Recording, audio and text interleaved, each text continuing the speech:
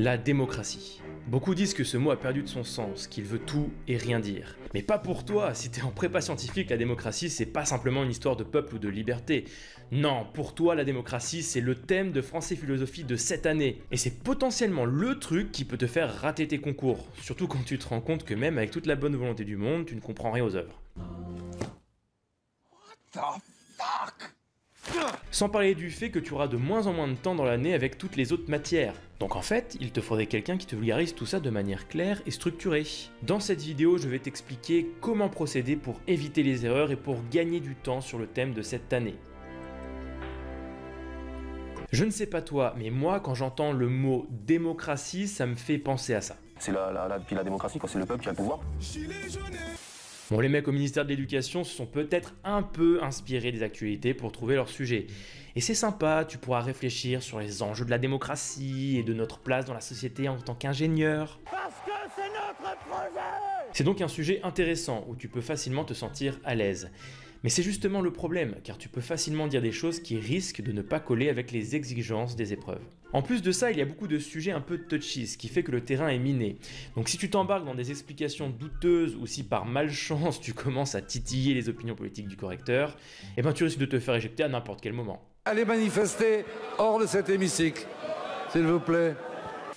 Bref, aujourd'hui nous sommes réunis ici sur ce champ de bataille et nous avons tous le même objectif, intégrer. D'ailleurs, je souhaite remercier tous ceux qui m'ont soutenu l'année dernière. Vous m'avez donné la force de refaire des vidéos sur le thème de cette année. Donc ne perdons pas les bonnes habitudes. Laisse un pouce bleu, laisse un commentaire pour me dire, je sais pas, comment t'évalues ton niveau en français. Bref, c'est parti, je vais t'expliquer comment t'en sortir avec la démocratie.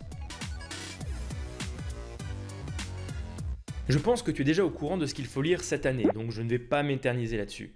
Malheureusement, pour une grosse majorité des taupins, lire les œuvres est un exercice difficile, ce qui se solde souvent par un abandon.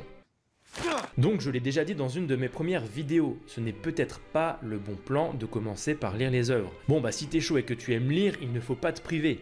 Mais si tu n'as pas les bases, tu vas avoir des difficultés pour comprendre, et la seule chose que tu vas faire, c'est de perdre ton temps. Dans ce cas, il est préférable pour toi de lire des résumés, mais aussi de te renseigner sur le contexte des œuvres. Par exemple, c'est plutôt pas mal de commencer par savoir qui sont les auteurs, à quelle époque ils ont vécu, quels sont les faits historiques qui ont marqué leur vie et dans quel système politique ils ont vécu. Bon, je vulgarise tout ça ici sur cette chaîne, donc abonne-toi pour ne pas manquer mes prochains résumés sur les œuvres de cette année. Une fois que tu connais les œuvres et leur contexte dans les grandes lignes, c'est déjà bien. Mais c'est une grosse erreur d'en rester là. Si tu es tout content d'avoir trouvé mes résumés, bah c'est bien. Mais il faut juste bien te mettre dans la tête qu'ils ne suffisent pas car il faut absolument être calé sur l'analyse. Et je vais t'expliquer pourquoi. Admettons que tu connaisses les œuvres sur le bout des doigts. Malgré ta maîtrise des œuvres, il se peut que tu te tapes encore de mauvaises notes aux épreuves et plus particulièrement à la dissertation. Bon bah là, la réaction classique, c'est de mettre la faute sur le correcteur et de l'accuser de noter la tête du client. L'erreur la plus fréquente, c'est de vouloir déballer le plus de connaissances possible dans sa dissertation. Et les rapports de jury sont formels. Cette pratique est facilement repérée et sévèrement pénalisée. Il est donc essentiel de bien comprendre ce qui est demandé et de bien maîtriser la méthodologie des épreuves. Bon, je ne vais pas aller dans le détail maintenant, mais j'ai élaboré un guide avec tout ce dont tu as besoin. Je t'en reparle à la fin de cette vidéo. Bon, pour résumer rapidement, la dissertation est un exercice où tu dois répondre à un problème en présentant des arguments de manière logique et ordonnée. Pour donner du poids à tes arguments, tu dois utiliser des exemples. Alors ça pourrait être tentant de parler des actualités, des gilets jaunes ou de Donald Trump dans ta copie, mais c'est très risqué et ce sera même pénalisé dans certains concours comme Central. Il est donc préférable de s'en tenir uniquement aux œuvres du programme pour former tes exemples. C'est ici que l'analyse est utile. En gros, il s'agit de repérer des arguments dans les œuvres pour ensuite les réutiliser dans ta dissertation. Alors oui, tu pourrais apprendre des blocs d'arguments par cœur pour les ressortir dans une dissertation. Mais si tu ne comprends pas ce que tu apprends, ça ne va pas te sauver, car le correcteur va vite s'en rendre compte. Ce que vous proposez comme d'habitude, c'est de la poudre de perlimpinpin. Il faut donc adopter une nouvelle approche de travail. Quelle que soit la matière, le pire, c'est de ne rien comprendre.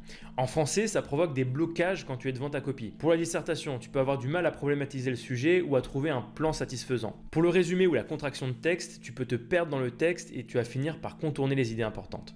Tu auras beau apprendre des trucs par cœur, si tu n'y comprends rien, tu ne sauras pas comment bien utiliser les informations. C'est de la poudre de perlimpinpin. Et j'avoue, c'est vraiment complexe de savoir par quoi il faut commencer pour s'en sortir. Regarde par exemple dans les cavaliers, si tu ne connais pas un minimum sur la guerre du Péloponnèse ou encore qui sont Cléon, Nicias et Démosthène, ça va être impossible de capter le sens de la pièce.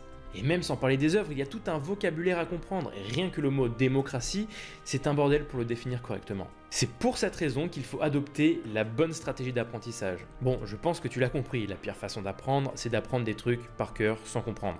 Il y a donc une règle fondamentale à respecter.